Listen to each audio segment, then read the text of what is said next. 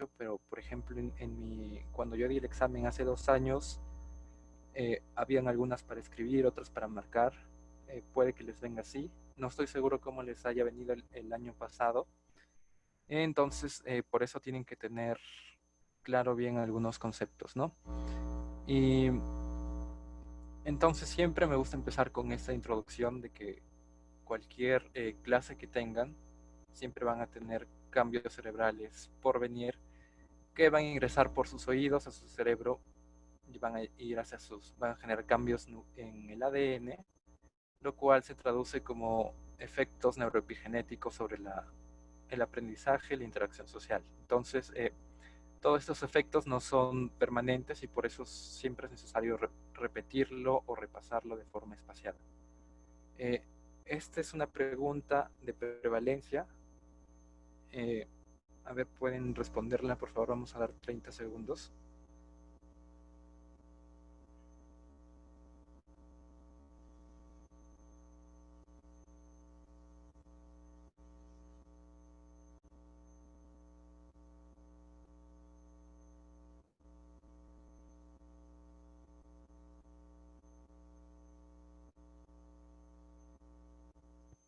Yo creo que esa está fácil.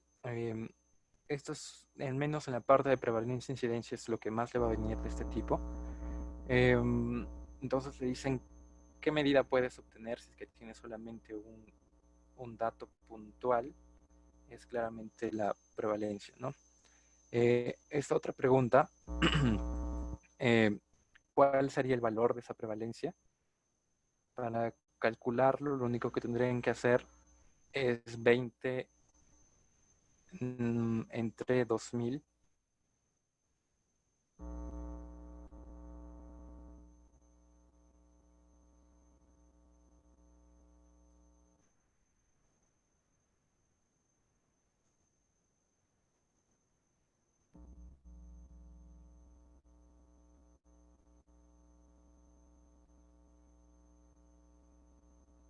Lo cual es 0.01 o 1%, ¿no? Entonces también es algo fácil.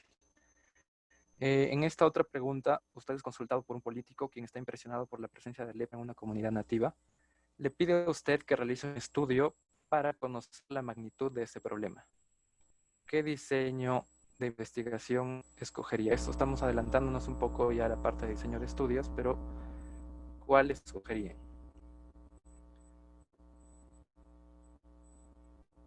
Entonces te pide conocer la magnitud de este problema. Eh,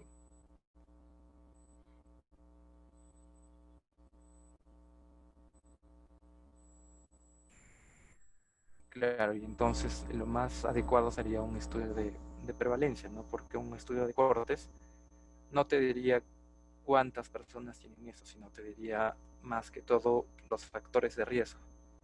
Y al inicio eso no es lo que te interesa más. Eh, Luego tienes un estudio en el cual se correlacionan las tasas de obesidad y diabetes mellitus en poblaciones de diferentes regiones del país. Que este estudio se denominaría un estudio transversal. ¿Y por qué se usaría este estudio? Para ver asociación. ¿Eso es verdadero o falso? Entonces te dice, se correlacionan las tasas de obesidad y diabetes mellitus en poblaciones de diferentes regiones de un país.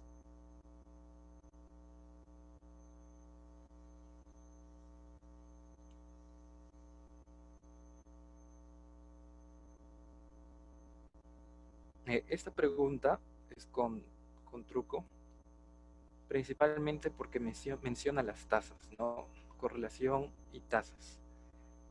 Si es que no dijera este, ese nombre tasas, o sea, tasas implica tiempo, eh, entonces ahí sí la mejor sí sería verdadero, porque lo que te interesaría, si es que no fuera en relación al tiempo, sería la prevalencia, con un estudio transversal, y te interesaría ver asociación que te da la prevalencia. Sin embargo, como te indica tiempo y correlación, en un estudio de cortes una correlación te permite ver el riesgo. Y esto sería en el tiempo. Entonces, por eso la respuesta a esta pregunta es un estudio de cortes, porque nos permitiría conocer el riesgo. Y esa sería la respuesta. Si tienen preguntas, pueden escribirme al chat o activar sus micrófonos, no se preocupen. Entonces tenemos esta otra pregunta. Tiene una prueba para el diagnóstico de dermatitis de contacto que tiene una sensibilidad de 0.8 y una especificidad de 0.6. Se sabe que la prevalencia de la población es 20%. La primera pregunta es, ¿qué representa el porcentaje de pruebas negativas en los sanos?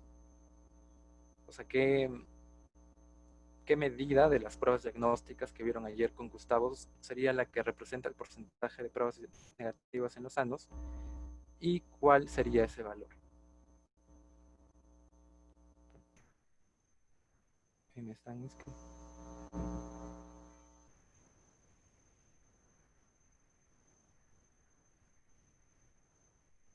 Sí, lo que tienes razón, o sea, tiene sentido lo que dices, Gabriel, de la pseudotasa. Sin embargo, por el mismo, generalmente no lo ponen así, ¿no? O sea, podría ser en una pregunta específica de verdadero y falso, que te pongan tasa de prevalencia, pero cuando lo ves como en un caso clínico, casi el truco es sobreentenderlo como algo en tiempo, como una tasa de incidencia. Y eso se repite también en el ENAM, se repite en salud. Generalmente lo toman de esa forma, ¿no? Aunque claro, sí existe ese concepto de tasa de prevalencia que sería una pseudotasa. Por eso la respuesta es cortes. Y es una pregunta confusa, ¿no? Entonces estamos viendo qué porcentaje, qué representa el porcentaje de pruebas negativas en los sanos. Entonces, esa es una pregunta de concepto. A ver, tienen 30 segundos para responderla. Igual no sale su nombre cuando responden, así que no se preocupen. Marquen la que ustedes crean.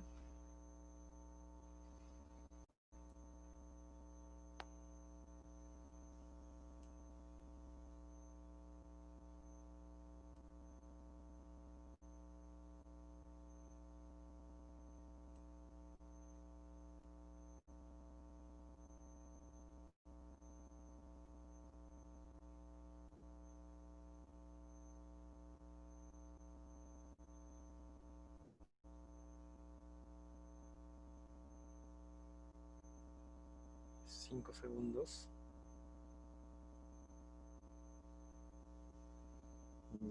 Ya. La respuesta correcta aquí. Bueno, primero vamos a responder la otra pregunta antes de decirle. De acuerdo a lo que respondieron anteriormente, ¿cuál sería el valor?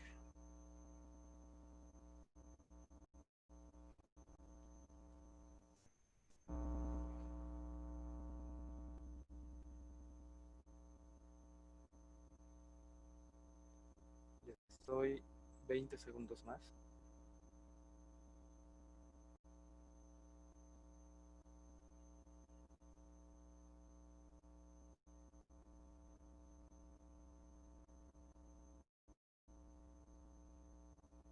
Eh, entonces, esto siempre va a confundir un poco la diferencia que hay entre eh, especificidad y valor predictivo negativo.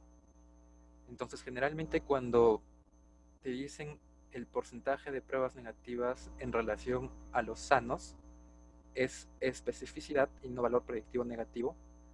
Principalmente cuando tú ves tu tabla de 2x2, ves que los negativos, o sea, está más de acuerdo a la prevalencia. No sé si me dejo entender. Más adelante cuando veamos la parte de likelihood rate, lo voy a explicar un poco mejor. Pero aquí la respuesta es especificidad. Mientras que el porcentaje de pruebas no negativas, sino el porcentaje de enfermos que dan una prueba negativa sería el valor predictivo negativo, o el porcentaje de sanos que dan una prueba negativa, sería al revés. Y esa es la diferencia principal. Entonces, pruebas negativas en relación a los sanos es especificidad y los sanos, la probabilidad de estar sanos si es que tienes una prueba negativa es valor predictivo negativo. Y ahí también pueden confundirlos un poco, entonces tienen que tener bien claro eso, prueba negativa en sanos, especificidad y probabilidad de estar sano en una prueba negativa es valor predictivo negativo. ¿Y cuál es el resultado? ¿Cuál es el valor de estar sano si el resultado de la prueba es negativa? O sea, el valor predictivo negativo les está preguntando en este caso. Eso probablemente no lo hayan visto ayer, pero igual les voy a dar unos 45 segundos para que puedan responderlo. Todas esas preguntas han sido preguntas pasadas. Esta me la han tomado a mí cuando yo llevé el curso. Claro, es por descarte sacas esa, ¿no? Pero lo que sí tienen que saber es que el valor predictivo negativo tiene una ecuación en relación a sensibilidad y especificidad y prevalencia. Y eso es algo súper importante. También lo han preguntado un montón de veces, que es en test diagnósticos, cuál es el que varía de acuerdo a la prevalencia. El que varía de acuerdo a la prevalencia son los valores predictivos. Ellos dependen de la prevalencia. Más adelante vamos a ver preguntas de eso y vamos a ver por qué. Y más o menos pueden intuirlo por esta fórmula, ¿no? Que ven aquí. Esa fórmula, especificidad por 1 menos prevalencia entre especificidad, ven que hay una prevalencia y que eso puede hacer que varíe de acuerdo a ese valor. Y no necesariamente tienen que saberse la fórmula, pero sí ha venido alguna vez en unos exámenes, ¿no? Ha cambiado un poco también el currículum. Esta de aquí también es algo importante. ¿Cuáles son los usos básicos de las pruebas diagnósticas? Señale lo correcto. Vamos a dar otra vez 30 segundos.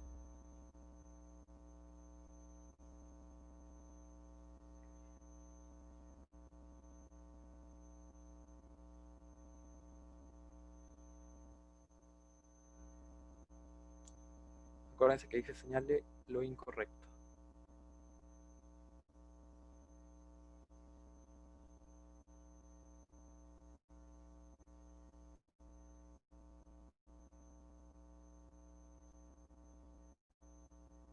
Ok, ya estamos en los 30 segundos y como pueden ver, la respuesta es promoción de la salud.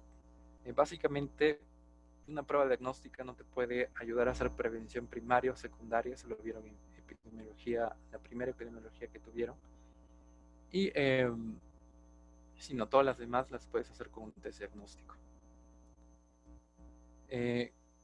De acuerdo a la prueba Gold Standard, y eso es algo importante al momento de hacer un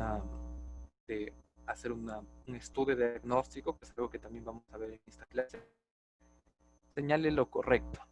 Si eso es un examen que descarta la existencia de una enfermedad,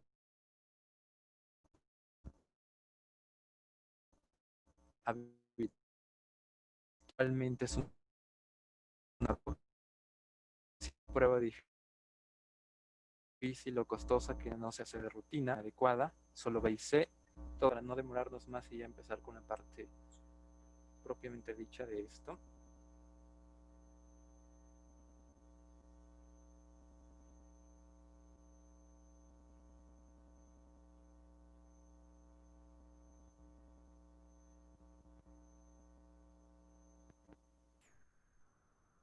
Y la respuesta es todas las anteriores.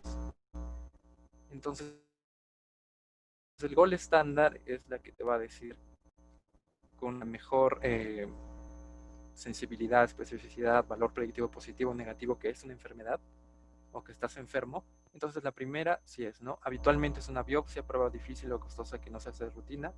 Claramente sí.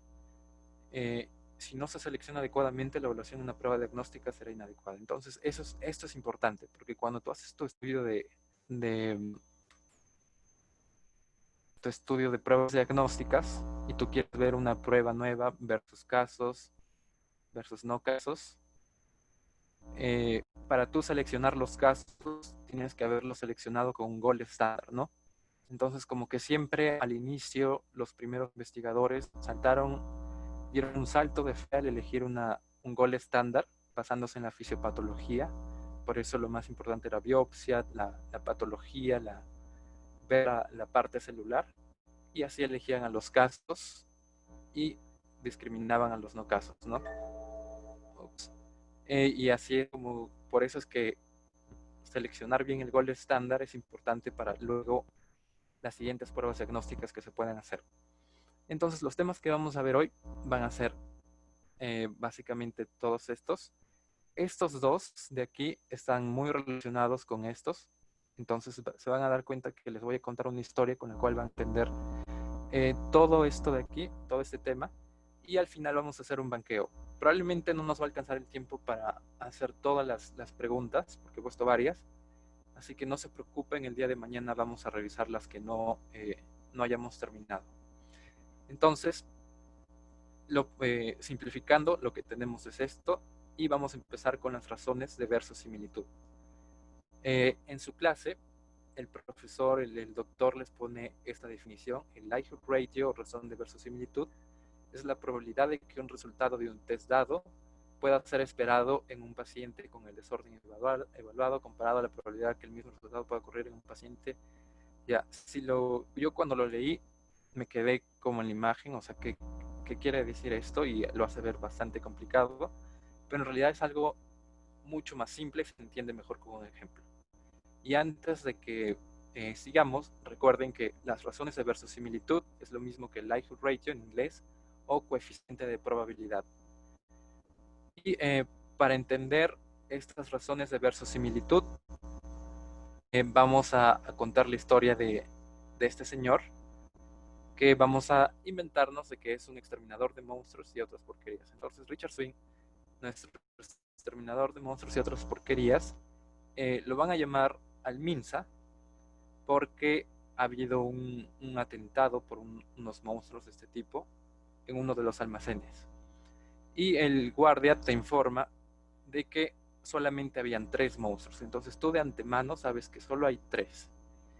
Y que se han escondido justo en la zona donde guardas toda la ivermectina, donde tenías 10 cajas llenas de ivermectina. Y sabes que estos monstruos se alimentan de ivermectina.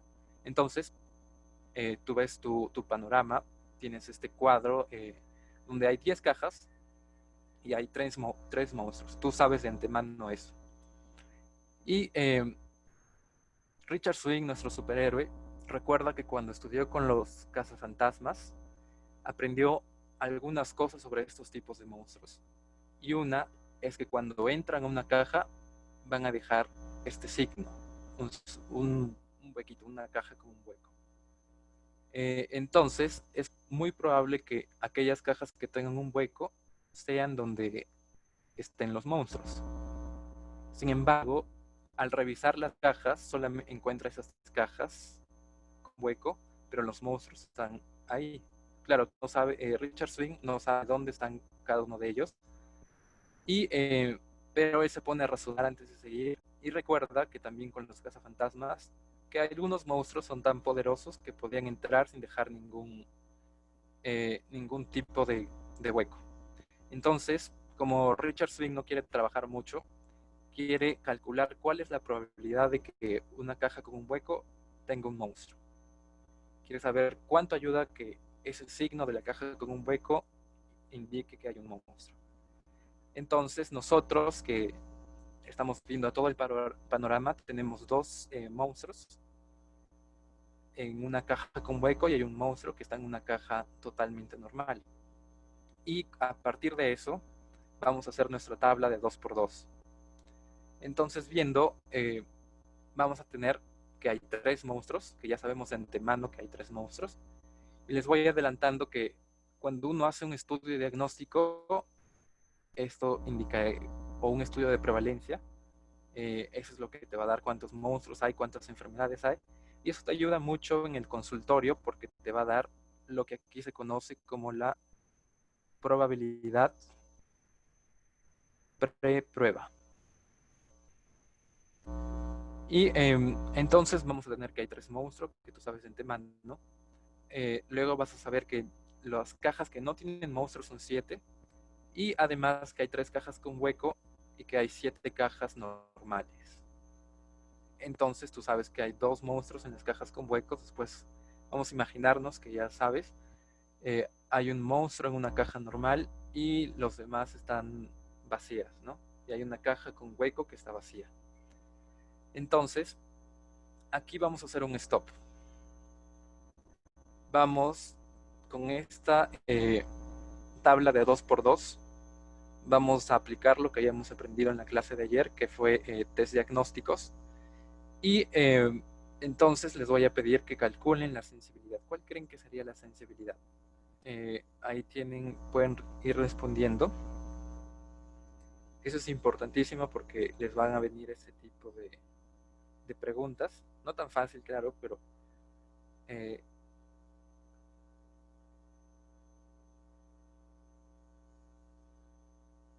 entonces voy a dar 5 segundos más.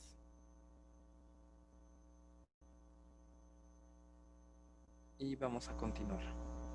Entonces, claramente la sensibilidad van a ser si es que esto es positivo, esto es negativo, estos son casos y estos no casos. Vamos a ver que hay dos monstruos y que el total, la prevalencia son 3, ¿no? Hay dos positivos para los casos y en total son 3, entonces sería 0.6767%. Luego con la especificidad, ¿cuál sería el valor?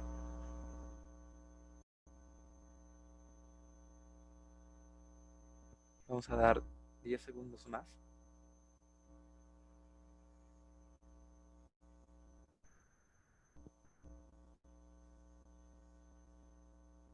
Y listo.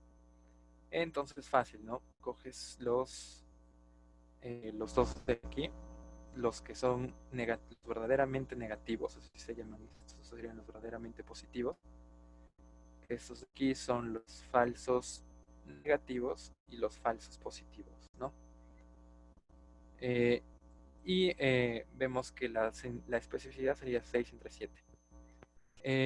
Esto es muy importante, sobre todo en el nuevo contexto COVID, donde se han tratado de crear pruebas rápidas para poder eh, identificar a los que están enfermos y sin usar mucho dinero, ¿no? Porque la prueba, el gol estándar, que es el PCR, está muy caro como para aplicarlo a toda la población. Sin embargo, esa es la función de una prueba rápida. Que puede que les venga, recuerden que es para un cribado, ¿no? O en inglés, screening. Y si ven en este cuadro de esta revista, vemos que al inicio las pruebas rápidas, que son esas son las que están en un plástico, mientras que las otras son serológicas, eh, al inicio no eran muy sensibles, ¿no? Entonces no se lo usaba, no había mucha confianza en eso y algunos países optaron por solo hacer PCR. Entonces, volviendo, ¿cuál sería el valor predictivo positivo en esta tabla de 2x2? Vamos a dar 10 segundos.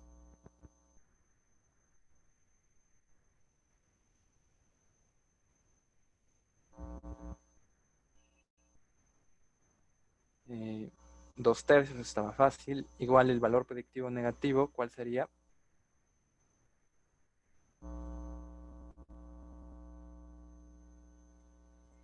Sí, y esto sería igual que, en este caso específico, es igual que la especificidad.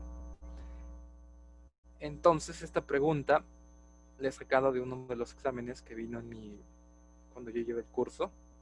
Probablemente les venga algo parecido, o sea, aparte del verdadero o falso. Les voy a dar 5 segundos más. Y siempre acuérdense de leer bien esta parte.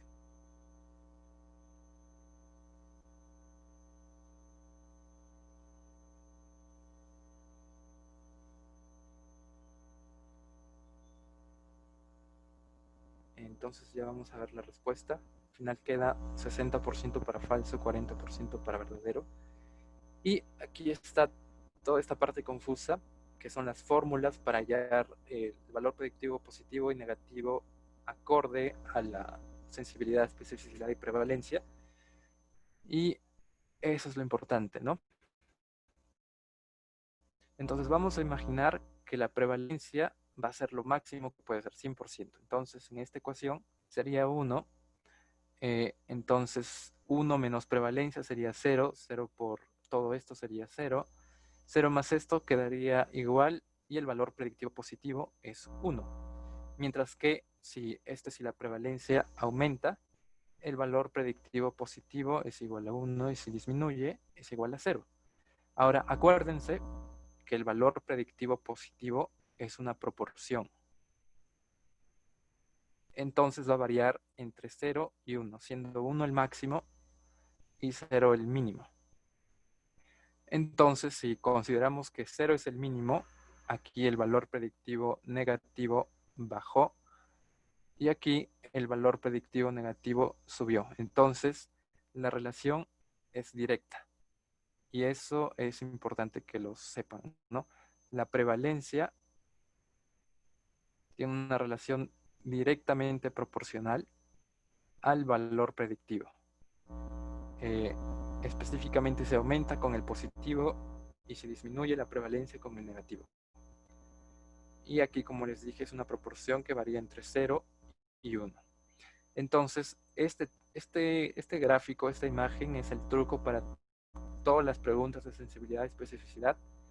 Básicamente lo que van a poner es el resultado de un estudio y les van a pedir que hagan su tabla de 2x2 ahí en la sensibilidad y especificidad. También lo hacen en los talleres, ¿no? Y siempre la sensibilidad, si es que hacen bien el cuadro de 2x2, por eso tienen que memorizarse esta imagen, va a ser A entre C. Alguien está escribiendo. Claro, si la prevalencia, si lo ponemos así, sería la prevalencia es directamente proporcional con el positivo e inversamente proporcional con el negativo. Tienes razón. Y aquí vemos que el D sobre B más D va a ser especificidad y ya, bueno, esa es la parte, ese es un truco para poder hacer esas preguntas, ¿no? Ahora, en este tema, muchas veces nos van a pedir 1 menos especificidad o 1 menos sensibilidad.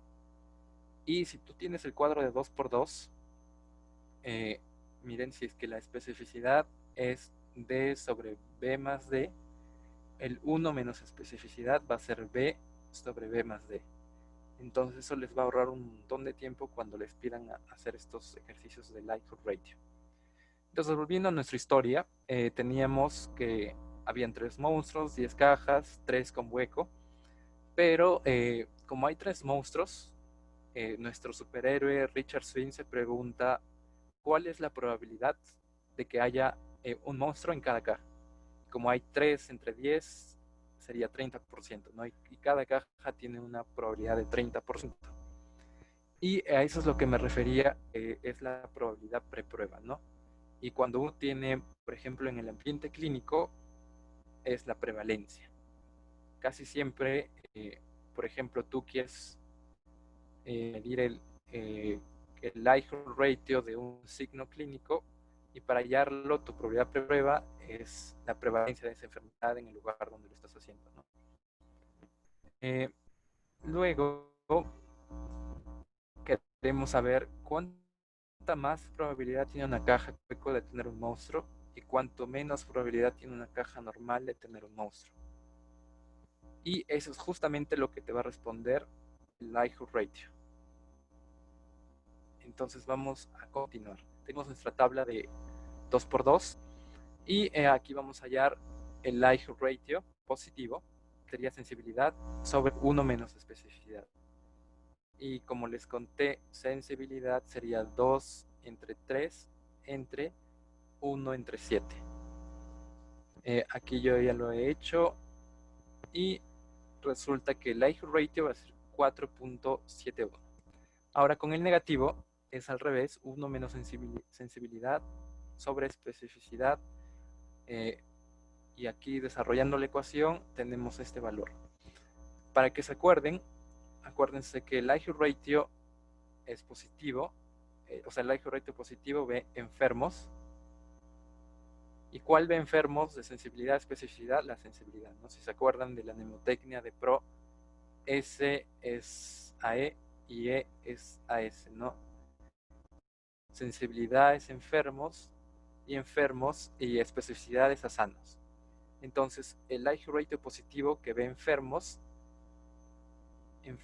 sensibilidad, es la que está sin -1. La otra es la que está sin -1. Aquí es al revés. acá es negativo, entonces la especificidad es con sanos, y ahí está la relación. Así es como yo me acuerdo de eso. Entonces el likelihood ratio lo que te va a indicar es lo siguiente. Tú tienes una caja que desde la probabilidad preprueba es 30%, entonces está aquí, en esta zona, y tú sabes que un likelihood ratio positivo lo que va a hacer es esto, y un likelihood ratio negativo lo que va a hacer es esto.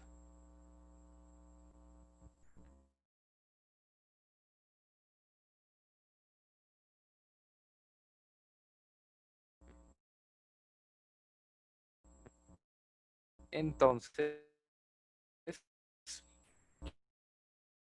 y pues, probabilidad, likelihood ratio negativo, la disminuye. Entonces, ¿cuánto o cuánto menos? Aquí viene esta ecuación importante que tienen que saberlo principalmente de forma intuitiva, no es tan difícil. Preprueba más el likelihood ratio va a dar la post-prueba. ¿Y cómo puedes hallar la post-prueba? Usando los nomogramas o haciendo cálculos, ¿no? Lo que hacen en el curso es principalmente nomogramas y el cálculo de momias, que son las dos cosas que vamos a ver. Entonces, en esta caja, que tenía una probabilidad preprueba del 30%, este es un tipo de nomograma que hay, también están son así verticales. No se preocupen, es el mismo procedimiento, solamente que aquí seleccionas tu positivo, o sea, esto de aquí es 1, 2, 3, 4, digamos 4.71, ¿no? Entonces, y acá hay otra regla y acá hay otra regla. Acá 30 y lo pasas por ahí, te va a llevar al otro valor. Y en esta tabla, que es muy parecida también, vamos a ubicar nuestra probabilidad preprueba, 30%, cada uno de estos es un likelihood ratio, y como es 4.71, está muy cerca del 5 y vamos a tener que estar por aquí, ¿no? Como 65%. Eso es, con un nomograma es bastante fácil calcular una probabilidad post prueba. Luego, en el negativo, mismo procedimiento, 30%, que tiene 0.38 de likelihood ratio, entonces 0.2, probablemente el 0.38 esté por ahí. Y al trazar la paralela hacia el otro lugar, vamos a ver que está por aquí, ¿no? Entonces es como, está entre 10 y 20%. Y hemos considerado que es 14%. En el ambiente clínico, entonces, es muy fácil usar estos nomogramas y generalmente ya están como que la probabilidad preprueba, ya están los likelihood ratio de cada signo y entonces es algo que usan normalmente en la práctica clínica para hacer estos, para ayudar, para hacer diagnóstico de tu paciente. Y básicamente lo que te indica es que antes, por prevalencia en tu población, era 30%, había 3 monstruos, había 10 y son 10 cajas, pero si es que tiene hueco, esta probabilidad aumenta a un 65%, ¿no? Porque el hueco tiene un likelihood ratio positivo. Igual, esta caja, antes de que la mires, la analices, tiene 30%, pero si después de analizarla no tiene ningún hueco, entonces la probabilidad preprueba, postprueba, perdón, va a ser 14%, no va a ser menor. Esta es parte de su clase, probablemente ya lo han visto, que hay likelihood ratios positivos para diferentes enfermedades. Eh, Traten de aprenderlo. Igual eso lo tienen que ir viendo también con sus cursos clínicos. Es bien importante aprender eso para poder mejorar su práctica clínica. Y no necesariamente el valor específico, pero sí más o menos tener una idea intuitiva de cuánto va aumentando, ¿no? Y esos son ejemplos de likelihood ratios negativos. Esto ya lo vimos. Y aquí viene la otra forma de calcular la probabilidad post prueba. Ya vimos el nomograma, fácil, es algo gráfico, el nomograma de Fagan. Y ahora vamos a ver con el cálculo de momios. Un momio es sinónimo de un odds. Y entonces vamos a ver que un odds pretest por el likelihood ratio te va a dar un odds post-test. Y aquí básicamente lo que bien es más matemática porque no podemos calcular exactamente, no podemos multiplicar el like ratio por la prueba preprueba, perdón, para hallar la postprueba, sino que tenemos que hacerlo con los odds. Y eso es básicamente lo que hacemos, convertir las probabilidades a odds. Esta probabilidad es 80%, entonces 80, 0.8 entre 0.2 da 4, lo multiplicas por eh, lo multiplicas por tu likelihood ratio y luego lo puedes convertir a una probabilidad, ¿no? Entonces, si tu odds era de 4, 4 entre 5 y te da tu probabilidad. En nuestro caso específico de los monstruos, tu probabilidad preprueba es de 30%. ¿Cuál será el odds pretest? Lo dividimos 0.3 entre 1 menos 0.3, sería 0.3 entre 0.7, que es 0.42. Y esto lo vamos a multiplicar por nuestro likelihood ratio, que era el likelihood ratio positivo, que es 4.71, te da 2. Entonces, tu odds post-test es 2 y ahora tienes que convertirlo a probabilidad, porque los odds no te interesan mucho. Entonces, tienes que reemplazar en esta ecuación 2 entre 2 más 1, que sería 2 tercios, que te da 66.7, versus lo que nos salió en el nomograma, que era 65%. Entonces vemos que el nomograma es bastante, no es 100% específico o preciso, pero sí es algo fácil de usar y es lo que más se usa, digamos, en la práctica clínica cuando se usan estas herramientas diagnósticas. Y entonces, hasta aquí hemos visto que con esas técnicas, con ese likelihood ratio, nosotros podemos conocer cómo un signo clínico, o principalmente si un signo clínico, tienes una prevalencia poblacional. ¿A qué me refiero? O sea, en tu población en todos los peruanos, hay, digamos, un 10% de prevalencia de hipertensión. Pero luego tú le mides un signo clínico, como por ejemplo que tenga la presión alta, digamos, ¿no? Y esta presión alta no necesariamente significa que tenga hipertensión, sino que puede ser que tenga presión de bata blanca, que cuando está en el consultorio se pone nervioso, pero igual te interesa saber cuánto aumenta la probabilidad de que este paciente sea hipertenso, ¿no? Y para eso ya han hecho estudios hallando el likelihood ratio, así que eso no te interesa, solamente aplicas la ecuación y al final te da una probabilidad post prueba, ¿no? Supongamos que aumenta a un 50%. Y de esa forma es que se han descrito muchos likelihood ratios para diferentes signos clínicos y en eso se basa la medicina basada en evidencia.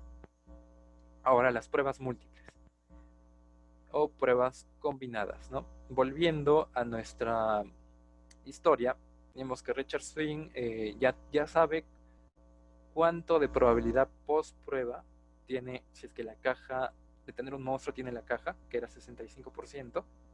Sin embargo, él recuerda que cuando estuvo con Shrek, le dio otro tip para reconocer estos monstruos, que es básicamente una caja magullada, como lo ven ahí. Entonces, antes de ver eso, hay aquí una condición específica. Para poder sumar o hacer pruebas combinadas, tienes que asegurarte de que la fisiopatología sea diferente. Por ejemplo, si digamos, la fisiopatología de la caja con hueco es que es muy gordo el monstruo y tiene que hacer un hueco, esa es una, pero de la caja magullada es porque le gusta la ivermectina que hay adentro y entonces se genera disturbios adentro. Entonces esas son fisiopatologías diferentes y por lo tanto sí se pueden combinar dos signos, pero si la razón fuera la misma, digamos, hacen un hueco para entrar y en el mismo forcejeo para entrar en este hueco chanca en la caja, no podrían combinarse. Esa es una condición importante para poder hacer pruebas combinadas. Entonces, sabiendo eso, fisiopatología distinta, volvemos a nuestro escenario de los 3 monstruos, 10 cajas, y ahora vemos que un monstruo está en una caja magullada, mientras que los otros 2 están en cajas normales. Aquí no nos importan para nada los huecos. Volvemos a hacer el mismo ejercicio que hicimos anteriormente en nuestra tabla de 2x2 y calculamos así el likelihood ratio. Ya lo he hecho para ahorrar un poco de tiempo. Tenemos que el likelihood ratio de tener una caja magullada es de 2.33 y el likelihood ratio negativo es 0.78. Entonces, una vez que tenemos ya los likelihood ratios de este signo, podemos combinarlos. Si tú antes tenías una probabilidad pre-prueba que era de 30%, y luego de que ves la caja con huecos se convierte en una probabilidad post-prueba de 65%, entonces si tú quieres combinarlo, la post-prueba se vuelve tu pre-prueba. Entonces, tú te olvidas de esta pre-prueba y ahora te vas a concentrar, digamos, en esto. Perro. Entonces, igual, cuando aplicamos el likelihood ratio de la misma manera con el nomograma de Fagan, a esta pre-prueba te va a aumentar mucho más la probabilidad post-prueba 81, e igual si acá aplicas la probabilidad, aplicas el likelihood ratio negativo, va a disminuir a 11%. Entonces es básicamente el mismo proceso, ¿no? Hemos hecho el nomograma de Fagan, hemos puesto el likelihood ratio que hemos calculado en este cuadro de 2x2 y te va a salir este valor, ¿no? Yo ya lo hice por separado para ahorrar un poco de tiempo, solo es matemática repetir el proceso que habíamos visto. ¿Y cuál es la ventaja de usar estos coeficientes de probabilidad o likelihood ratios? Uno es que no dependen de la prevalencia. Los que dependían de la prevalencia en todo esto de diagnóstico son los valores predictivos positivo y negativo. Se pueden mezclar entre ellos si es que la fisiopatología es diferente. Aunque son difíciles de obtener, ya hay gente, hay investigadores que se han encargado de eso, y eso es básicamente en lo que se basan estos libros que dicen Evidence-Based Physical Diagnosis. También hay otro del JAMA, el Rational Clinical Examination del JAMA, también es otro bien conocido. Y ya conociendo esos likelihood ratios, usando tu nomograma, fácilmente en cualquier servicio puedes calcular la probabilidad post-prueba. Entonces ahora vamos a ver una pregunta con respecto a los cocientes de verosimilitud. Esta es una pregunta que vino en mi examen y tienen 10 segundos para responderla. Si es que no se han dormido.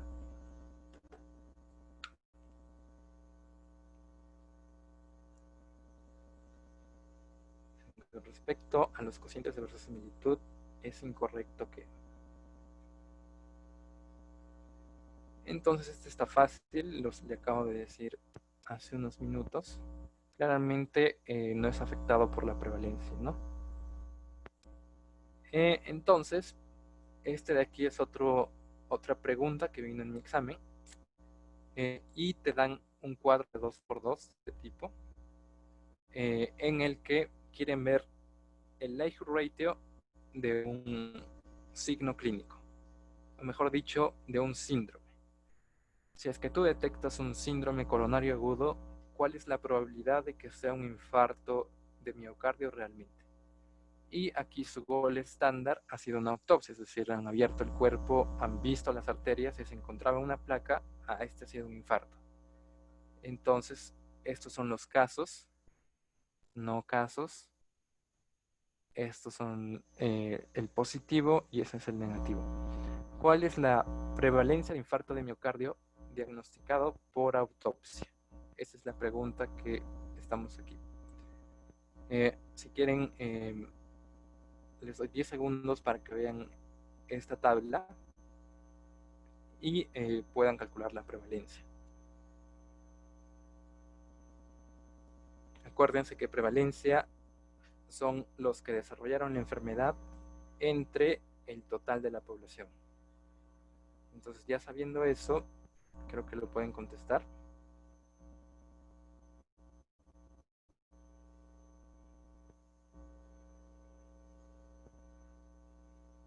Ajá, muy bien.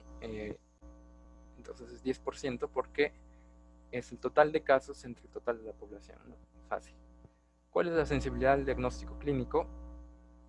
Acuérdense, los verdaderamente positivos entre el total de casos.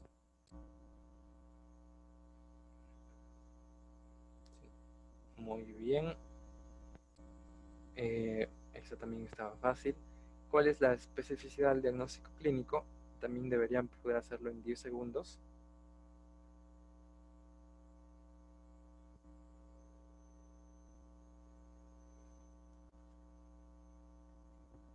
Perfecto. Y esa era una de las preguntas que vino en nuestro examen del año 2018. Entonces ahora tengo algunas preguntas. Todavía tenemos un poco de tiempo para verlas. Las que falten lo vemos el día de mañana. Entonces, eso es con respecto al valor predictivo positivo.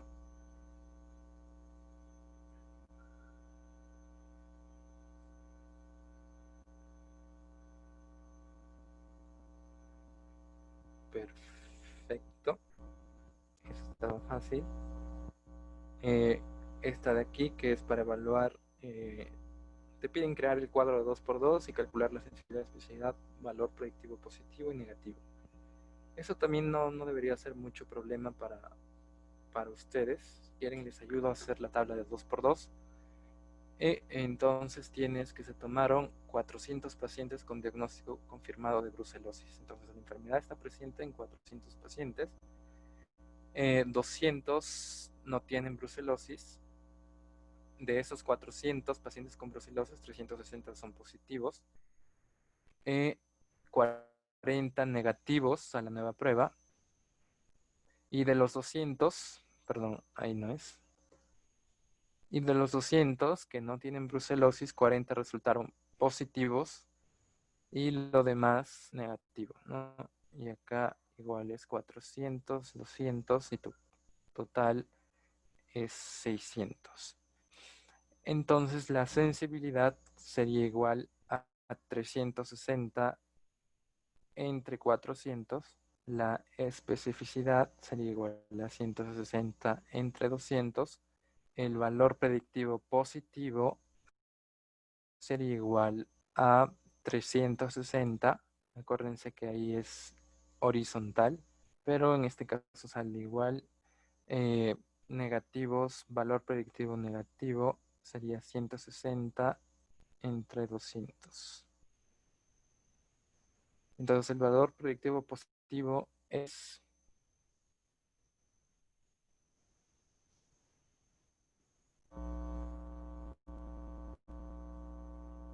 muy bien,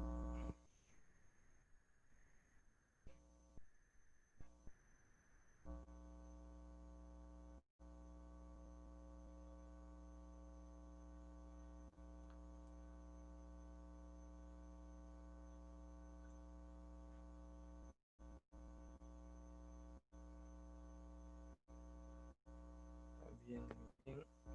Y aquí ya tenía rellenado el cuadro, ¿no? Igual calculamos los valores predictivos positivos, negativos, especificidad y ya está. Entonces la siguiente pregunta es si el valor predictivo responde a la pregunta, si mi paciente ha tenido un resultado positivo o negativo en la prueba, ¿qué probabilidad hay de que sufra o no la enfermedad?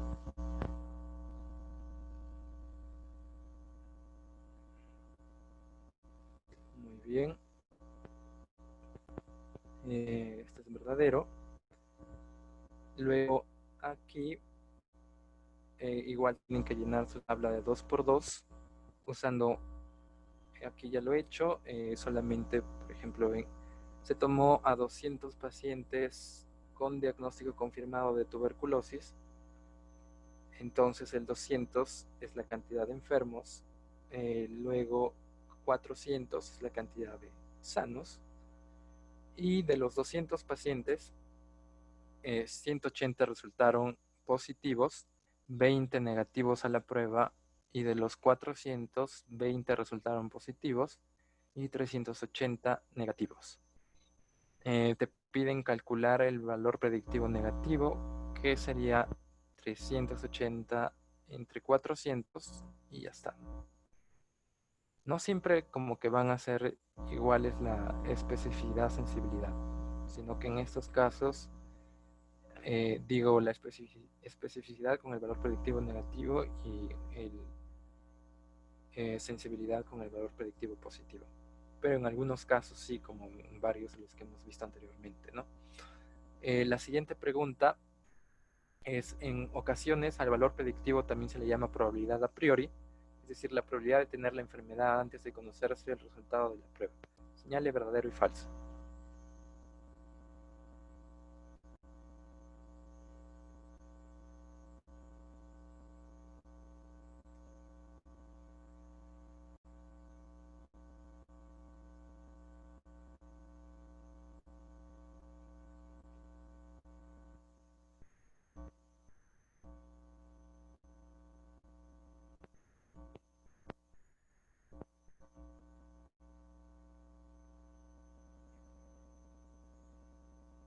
Entonces, la respuesta en esta de aquí es falso. O sea, si ven valor predictivo positivo, es la probabilidad de tener eh, una, bueno, sí es verdadero, perdón, es la probabilidad de tener la enfermedad antes de conocerse el resultado de la prueba.